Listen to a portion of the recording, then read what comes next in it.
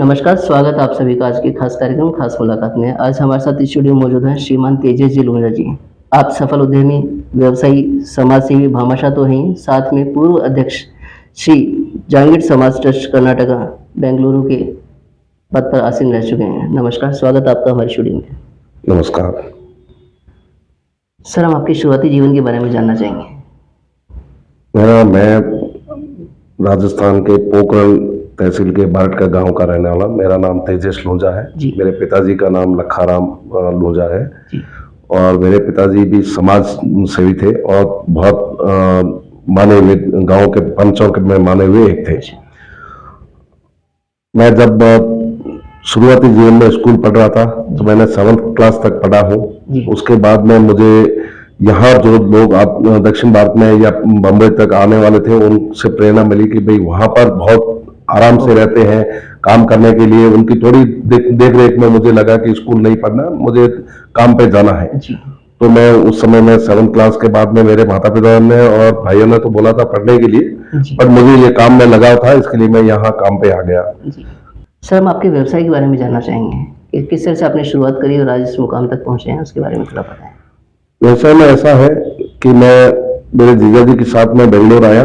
बेंगलोर आने के बाद में मैंने हेल्पर से लेकर के कॉन्ट्रैक्टर लाइन तक मैंने खुद काम किए। मैंने खुद काम करके मैं आगे बढ़ा हूँ।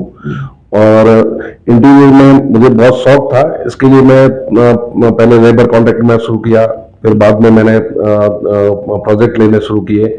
मैं एक अच्छा मतलब मुझे एक लिंक मिल गया हॉस्पिटलों का। अच्छा। तो यहाँ साउथ के ऑलमोस्ट करीबन जो बड़े बड़े हॉस्पिटल हैं उनका प्रोजेक्ट मैं कर रहा हूँ। बहुत बढ़िया। और मेरे पास में अभी करीबन 100-150 लेबर्स काम कर रहे हैं।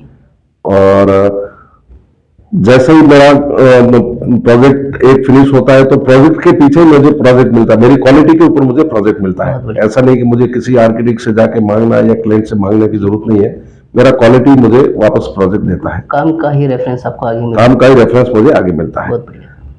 और उसके साथ में जैसे ही हम लोग हमारे लेबर को रहने के लिए पूरी सुविधा देते हैं तो हमारे पास लेबर भी बहुत अच्छी तरह से आ जाते हैं। लेबर अपने ज्यादातर राजस्थान से ही आए हुए हैं। और मैंने जब मेरे जीजा जी के पास से छोड़ के मैंने अपना खुद का व्यवसाय शुरू किया है, उसके बाद में मेरा लिंक हॉस्पिटलों से हुआ है और हॉस्पिटलों के प्रोजेक्ट से ही मैं आगे बढ़ा हूँ। और रेजिडेंशियल हॉस्पिटल कमर्शियल सभी प्रोजेक्ट में करता हूँ। मेरी फैक्ट्री जो एक तो इलेक्ट्रॉनिक सिटी में है और दूसरा फैक्ट्री जो है जिगनी में है। और मेरा ऑफिस जो है बेंगलोर डेयरी के पास में ऑफिस है और मेरा रेजिडेंस भी बेंगलोर डेयरी के पास ही है, तवरे एरिया आता है, उसमें मैं रहता हूँ। हम 4 भाई हैं और हमारे चारों भाइयों के लड़के जो है तीनों भाइयों के इसी लाइन में आगे इंटीरियर में ही काम कर रहे हैं। आपके साथ ही काम? मेरे साथ में काम कर रहे हैं। बहुत बढ़िया। सर, आपके व्यवसाय में क्या क्या उपलब्धियां रही है उसके बारे में? व्यवसाय में तो ऐसा है कि जो हम शुरुआती में हमको थोड़ा कठिनाई आती है कि भाई हम जब काम शुरू करते हैं तो सामने वाले क्लाइंट से हमको पेमेंट कैसा लेना है, क्या होगा, मगर हमारी क्वालिटी रहते हुए कोई आज दिन तक किसी भी क्लाइंट ने हमारा पेमेंट नहीं रोका है।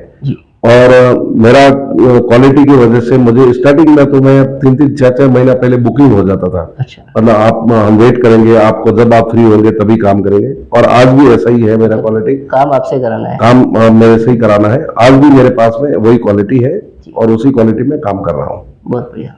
तो जैसे हमारा नारायण विद्यालय का जब हमने काम किया था उस समय में यहाँ का सीएम आया था, तो सीएम के हाथ से हमको अवार्ड दिया था।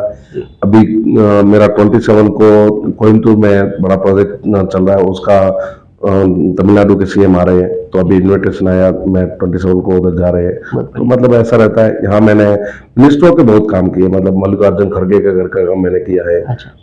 अपना इसका बसवराज बोम्मई का काम किया है। कागोर तिम्मवा का हेल्थ मिनिस्टर था, उसका काम किया है। अपना पुलिस कमिश्नर जो अभी कमल पंत है उसका काम किया है। तो लिंक सब जगह से एक दूसरे से मिलता है और क्वालिटी काम करने से वो लोग अपने आप हमारे को बुला के काम करवाते हैं जी। और हमारे को मेन है जो भी काम मिलते हैं ना वो रेफरेंस से ही मिलते हैं, यही मेरी उपलब्धि है। हमें जाके ढूंढना नहीं पड़ता है, काम मांगना नहीं पड़ता है। जो मेरा क्वालिटी है उसी को रेफरेंस से ही हमारे को क्लाइंट से ही रेफरेंस आता है, उसके जरिए हम काम करते हैं। बहुत बढ़िया। सर, समाज सेवा में आपका रुझान कैसे हुआ और आपके प्रेरणा सूत्र कौन रहे हैं उसके बारे में बताएं। समाज सेवा में ऐसा है कि हम काम करते थे तो हमारा अमावस्या के दिन छुट्टी रहता था। वो छुट्टी से हम लोग क्या करते, छुट्टी के दिन और कहीं जगह नहीं था तो कब्बन पार्क में सब मिलते थे, जितने भी काम करने वाले कॉन्ट्रैक्टर थे वो कब्बन पार्क मिलते थे। मिलकर के चलो हम अमावस्या छुट्टी वहां मिलेंगे, वैसा करेंगे, एक दूसरे को उधर जाना, मेहमानबाजी में जाना, ऐसा ये चलता था। ये चलते चलते धीरे धीरे 89 में हमारे को यहाँ हम ये जागीर समाज ट्रस्ट तो गठन नहीं हुआ था, उस समय में एक समाज का स्थापना हुई थी कि हम इधर में एक मंदिर बनाएंगे, ये करेंगे। तब हमारे को इधर समाज में समाज सेवाकर्ता के रूप में एक मेरे को कार्य दिया था इन्होंने 1990 में कि आप एक काम करो, मेंबर जोड़ो, जितने जोड़ सकते हो मेंबर जोड़ो। तो हम लोगों को 11 रुपए की रसीद दी थी, आप कितने मेंबर जोड़ सकते हो आप जोड़ो। अब लोग जाते थे 11 रुपए जोड़ने के लिए, तो वहां पर जाने से लोग हमको एक ही बोलते थे, क्यों 11 रुपए यहाँ पर, हम तो गांव में इधर कहाँ जगह है, हम तो गांव में देंगे, इधर नहीं देंगे। तो हम उनको समझाते थे, देखो ये हम पैसा खाली ले रहे हैं, तो अपना कितने लोग हैं वो जुड़ने के लिए। जैसे ये थोड़े थोड़े लोग जुड़े, 100-200 लोग हुए, तो जयंती मनाना शुरू किया। जयंती का कार्यक्रम में क्या होता था, जयंती में मनाने के बाद में 7 साल तक हम लोग उनके कमेटी के साथ में जुड़ गए। जुड़ने से जो भी जयंती के दिन खर्चा आता था, हम जो 15-20 आदमी थे वो लोग ही उठाते थे, आपस में डिस्ट्रीब्यूट करते थे। समाज के जो भी 11 रुपए आए थे वो 11 रुपए हमेशा जमा रहते थे। ऐसा करने से समाज के लोगों को भरोसा हो गया कि भाई हाँ ये जरूर पैसे खाने वाले तो नहीं है। तब यहाँ पर हमारा 2003 में ये जो जागीर समाज ट्रस्ट का ये जमीन लिया। जमीन लेने के बाद में एक हम लोगों ने अलग अलग कमेटियां बनाई। कमेटियां बनाने से भवन निर्माण कमेटी बनी, जिसमें मेरे को अध्यक्ष चुना गया। बहुत बढ़िया। तो 2003 से लेकर के 2016 तक जो मंदिर का निर्माण हुआ है, उस समय तक मैं पूरा ये भवन जो बना हुआ मेरी देखरेख में बना है, और मैं स्टार्टिंग से फाउंडेशन से लेकर के फिनिशिंग तक मेरा काम रहा है। उसके बाद में मेरे को 2019 के मेरे को अध्यक्ष बना दिया है, और 3 साल का मेरा कार्यकाल रहा, अच्छा कार्यकाल रहा है। उस कार्यकाल में मेरा एक अच्छा नसीब ये रहा कि मेरे को बहुत सारी जगह, उस समय विश्वकर्मा जी के मंदिरों का इतना उद्घाटन हुआ कि हर जगह, मैं बोलता हूँ राजस्थान में कम से कम 7-8 जगह में आप बोलता था, पाली गए हैं, बीकानेर गए हैं, नागौर गए हैं, जोधपुर गए हैं, बालेश्वर गए हैं, जैसलमेर गए हैं, बहुत सारी जगह में मंदिरों का उद्घाटन में मौका मिला, और हमने बढ़ चढ़ करके भाग लिया, और हमारे को भी अच्छा लगा, उधर लोगों से मिलने का मौका मिला। इसके लिए समाज सेवा में ये मेरा सबसे अच्छा मतलब अनुभव। बहुत बढ़िया सर। और आप किन किन पदों पर, समाज में किन किन पदों पर आप आसीन रहे हैं? मैं देखिए शुरुआत में तो अगर पद देखा जाए तो कार्यकर्ता के तौर पे हमने काम किया, तो यहाँ पर उस समय में एक उत्साह ऐसा होता था कि कार्यकर्ता का मतलब है कि ये मंदिर बने न बने, जब बनेगा जब बनेगा, और हमको समाज से हम जुड़ गए हैं तो इसमें हम पूरा काम लगन से करते थे। जैसे ही कार्यकर्ता का काम देख करके ही कमेटी आगे बढ़ती है, तो कमेटी ने हमारे को एक भवन निर्माण का कार्य दे दिया। भवन निर्माण का कार्य कंप्लीट होने के बाद में उन्होंने मेरे को अध्यक्ष पद का कार्य दे दिया। अभी मुझे सलाहकार समिति का में रखा हुआ है। तो होता क्या है कि समाज के अंदर में कभी भी पद की लालसा नहीं होनी चाहिए। बहुत बढ़िया। समाज जो है वही आगे बढ़ेगा, और समाज में वही सही दिशा दिखाएगा जो पद का लालच ना हो। यहाँ पर हमारे कर्नाटक जागीर समाज ट्रस्ट में एक ऐसा है कि यहाँ पर जितने भी लोग हैं, कोई पद के लिए नहीं, सिर्फ समाज हित के लिए काम करते हैं। तो आज ये हमारा दक्षिण भारत में सबसे मतलब पूरे भारतवर्ष में ये संस्था जो है बहुत ही मानी हुई संस्था है, और हर आदमी का मान सम्मान करने का काम करते हैं। इसी के बीच में मैं आपको बता देता हूँ, अभी जो बीच में हमारे राजस्थान में पोखरण में विश्वकर्मा मंदिर का जीर्णोद्धार हुआ है। तो ये पोखरण का जो मंदिर है, ये हमारे जैसलमेर का एक पहला मंदिर है। अच्छा। जैसलमेर जिले का पहला मंदिर है। जैसलमेर जिले का ही पहला मंदिर है। अच्छा। तो वहां पर जब शुरुआती में हुआ था, ये समझ लो आप 2032 में या समत 2032 में समत 2032 में उसका मंदिर बनाया। उस समय उसको यही बोलते थे कि ये सुतारों का ज्ञाति नौरा है। उस समय नाम गठित नहीं था। तो वहां पर उस समय में एक मेरे पिताजी भी उसमें थे, और मैन पहाड़ा राम जी करके थे, वो उन्होंने बहुत अच्छी भूमिका निभाई, कल्याण जी थे, बहुत सारे लोगों ने काम किया था। जी।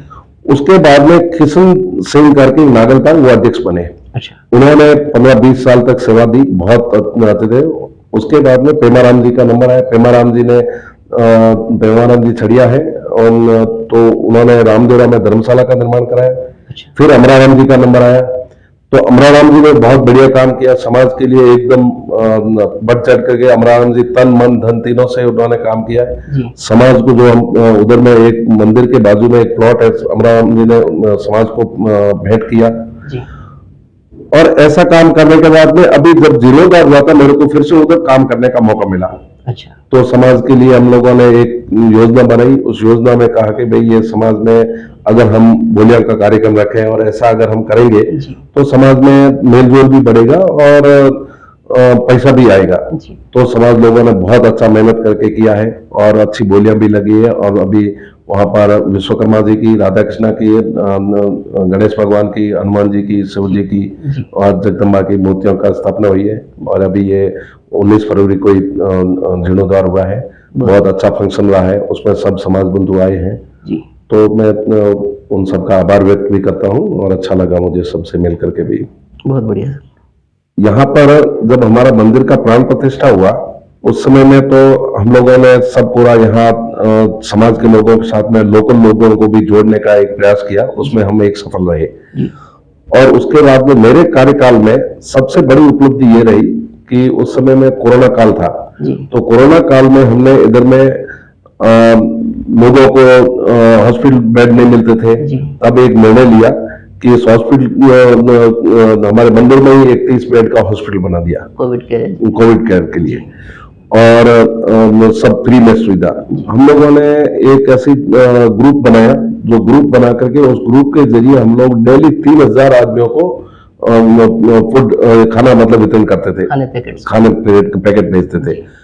बाद में हमने जैसे ही मतलब हमारे को इधर जरूरत पड़ा, हमने एक डॉक्टर और 2 नर्सेस को इधर परमानेंट रखा। जी। और वो रखने के बाद में वैक्सीन नहीं मिलती थी, तो हम लोगों ने यहाँ पर करीबन 600 वैक्सीनेशन फ्री लगवाई। तो ये हमारे कार्यकाल में काम हुआ, उसके लिए बहुत अच्छा लगा। और इसमें सर, आप अपनी सफलता का श्रेय किसे देना चाहिए? मेरी सफलता का श्रेय तो मैं तो हमारे परिवार में अगर देखा जाए तो हमारे परिवार में माता पिता और भाई सबसे मतलब उनको है और अगर मेरा इसमें जस्ट मैं काम के बारे में सफलता मिलना है तो मेरे जीजा जी को मिलना, तुलसीराम जी को, क्योंकि मैं उनके साथ में है और उनके और यहाँ समाज में अगर मिलना है तो समाज के जो हमारे साथी है सबको मैं श्रेय देता हूँ, क्योंकि एक आदमी से समाज नहीं बनती है, सब मिलकर के काम किया तभी तो ये समाज होती है। न इसके लिए एक कोई श्रेय ले सकता है। समाज एक संगठित है, जब संगठित रह करके हम लोगों ने काम किया तभी ये एक अच्छा हमारे को एक नींव बनी है। उसके लिए मैं समाज के मेरे साथियों को सबको ये देता हूँ। बहुत बढ़िया सर। समाज के वर्तमान परिप्रेक्ष्य में आप क्या बदलाव देखना चाहेंगे? समाज के वर्तमान में देखिए अभी जो चल रहा है वो तो ठीक है, मगर बहुत सारी जगह में देखते हैं कि लोग आजकल सिर्फ और सिर्फ पद के लिए काम करते हैं। वो सबसे पहले तो लोगों को दिमाग से निकालना है कि हम समाज में पद के लिए नहीं, समाज सेवा के लिए आए हैं और हमको सेवा करनी है। क्योंकि जो लोग जिस संस्था में पद के लिए काम किया वो संस्था उसमें रिवर्स चली गई है। तो यहाँ पर समाज का एक ही दायित्व सबका बनता है कि समाज के अंदर में आए और अच्छी तरह से सेवा दें, जिससे समाज हमारा अच्छे आगे बढ़े। आपको अभी एक और मैं बता देता हूँ कि समाज में आजकल हमारे समाज में बहुत सारे मतलब गांव हैं। गांवों के अंदर में स्टूडेंट पढ़ाई में बहुत होशियार है, मगर उसके लिए फीस भरने को नहीं होता है। तो ये मैं आपको पिछली 2 महीना पहले की बात बताता हूँ। मेरे पास कोई फोन आया कि भाई उनका एक फीस भरने में इतना हेल्प कर दीजिए। तो हमने भी किया इतना, तो हमने भी जो भी मेरे से हुआ मैंने किया। कल मैसेज आया कि जिसने फीस भरा था वो छात्रा आज सेलेक्ट हो गई है और उसको 16 लाख का पैकेज मिला है। बहुत बढ़िया। तो ऐसी अगर समाज के अंदर में अगर भावना आ जाए, और हम लोगों को एक और भी है कि बहुत सारी जगह हम लोगों ने जैसे बहुत सारे अपने समाज के लोग रहते हैं जिनको हॉस्पिटल में इलाज की जरूरत रहती है, तो मैं चाहूंगा कि ऐसा इलाज का रहता है। आजकल क्या हो गया कि एक ग्रुप में डाल देते हैं, उसको पैसा भेज दो, ऐसा नहीं भेज करके एक संस्था उसका मतलब भार उठाए, संस्था के अकाउंट में पैसा जाए, उसको कितनी जरूरत है उसके साथ संस्था कलेक्ट करे और संस्था से उसको पेमेंट दे। ऐसा होता है तो और भी संस्था अच्छी बढ़ती है। बहुत बढ़िया सर। समाज बंधुओं के नाम आप क्या संदेश देना चाहेंगे? नहीं, समाज बंधुओं को तो एक ही देंगे कि भाई आप ये देखो, आप सेवा पूरे तन मन धन से करो समाज के अंदर में, तभी समाज आगे बढ़ेगा। और समाज में सबसे पहले है शिक्षा।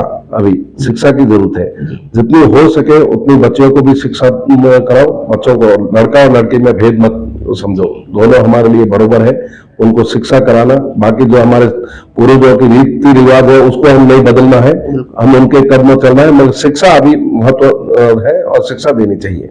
बहुत बढ़िया। शिक्षा जो बच्चों को देते हैं, और जैसे ही हम लोग मंदिर में जाते हैं उसके साथ साथ में बच्चों को मंदिरों में भी लाना है और उनमें अच्छा संस्कार देना है। क्योंकि खाली शिक्षा दे दिया तो भी शिक्षा भी काम की नहीं रहती है, क्योंकि शिक्षा दे दिया और आपने ध्यान नहीं दिया बच्चों के पीछे तो शिक्षा भी बेकार हो जाएगी, शिक्षा भी चली जाएगी, बच्चे भी चले जाएंगे। इससे अच्छा है कि संस्कार, सबसे पहले संस्कार देना है और धीरे धीरे उनको समाज में लाना है। अगर समाज में आज वो आएंगे, कल उनका हौसला खुलेगा तो आने वाली पीढ़ी भी वो समाज में आना शुरू करेगी। जब सब बात आई है युवाओं के लिए, तो युवाओं के लिए भी कुछ संदेश आप दे सकते हैं? युवाओं का तो एक ही संदेश ये मेरा है कि जितना हो सके ऐसा एक यूनिट बनाना चाहिए उनको कि जिस ग्रुप में आप जुड़े हुए हैं उसमें एक मैसेज डाल दिया कि आज मंदिर में जरूरत है आप मंदिर में आओ, आज हॉस्पिटल में जरूरत है आप हॉस्पिटल में जाओ, और कोई सेवा के रूप में जो भी मतलब आपको मतलब कहीं से भी संदेश मिलता है समाज का, सेवा भाव का, उस जगह में आपको जाना चाहिए और एक दूसरे की मदद करनी चाहिए।